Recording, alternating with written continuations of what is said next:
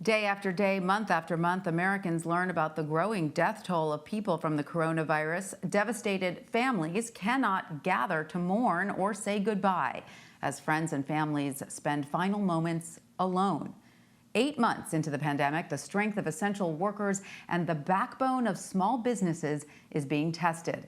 And for many Americans, that means keeping their heads high, proving their determination to pull through the pandemic despite unprecedented stress.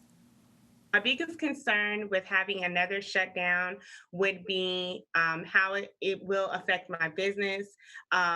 Will there be funding available, and will I be eligible this time around? Unfortunately, I was not eligible for any of the assistance. We're a membership-based studio, and if we were to lose about 10 of our memberships, we will be completely devastated. I've been in business for 5 years and I've never been this close to teetering on the line of will my business stay open or will we have to close? CBS News Money Watch spoke with a wide range of essential workers, from a CFO to a barbershop owner to a nurse working in an assisted living facility. For more, I want to bring in one of the small business owners who was interviewed, Dan Jacobs. He owns multiple restaurants in Milwaukee. Dan, welcome. Thank you so much for joining us. Before I dive into the service industry, we just heard a business owner say she was not eligible for PPP loans. Have you been eligible for any of these PPP loans? We were not the first go around, but the second go around, we actually did get a PPP loan for the restaurant. The PPP loan is great. I mean, it really is, but there's things that it doesn't really work real well for our industry. Restaurants, labor is huge, but our second biggest cost is usually our cost of goods. And so it'd be, we're looking towards, the Restaurant Act, which is part of the larger HEROES Act, that would help to really allow restaurants to take advantage of other ways to pay or other things to pay for. Like our cost of goods are really just a giant expense on our part, along with rent and labor. But the cost of goods is huge, and that's something that's not covered by PPP. So here we are 6 months into this pandemic, 100,000 restaurants closed nationwide, which makes up nearly a sixth of all restaurants. Indoor dining is allowed in Milwaukee for now. But you've said, it's limited because people just don't want to come. What is your plan to make it through the winter? How are you doing? So, nobody's doing great, but we're trying to do the best we can with what we have.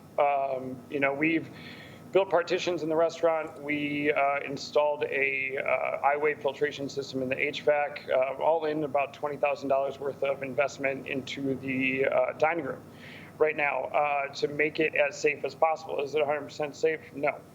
And I think, what would help us is some federal aid. I think the federal government really needs to kind of step up, pass the HEROES Act so that we can really take care of our employees and our businesses. Without it, you're looking at another 85% of restaurants that are going to have a hard time getting through this winter. We have in Wisconsin here, restaurant and bar workers account for 7.3% of all employed people. We can't afford to lose any more of them right now. And so how are you doing? How's your particular restaurant doing? Are you prepped to make it through the winter even if you lose most of your business? So we're in a position that's, we're lucky. We have a strong brand. We have something that people want to eat to go. We've really worked on our to-go, and I think our to-go food is really excellent at Dan. But we're still down. Any given week, we're down anywhere between 50 to 55% of our business. That's not sustainable. we consistently lose $8,000 a month. And that's not sustainable over the long range period of time. I'd like to think that we have, we'll be able to get through this to see the other end. It's just, where is that other end? And without any sort of federal aid, like I said, this makes it very difficult. Not just for me, but for all business owners. Right, so that federal aid will hopefully be coming soon. Dan Jacobs, thank you so much for joining us. we're all rooting for you here. Good luck to you. Thank you again. Thanks for having me.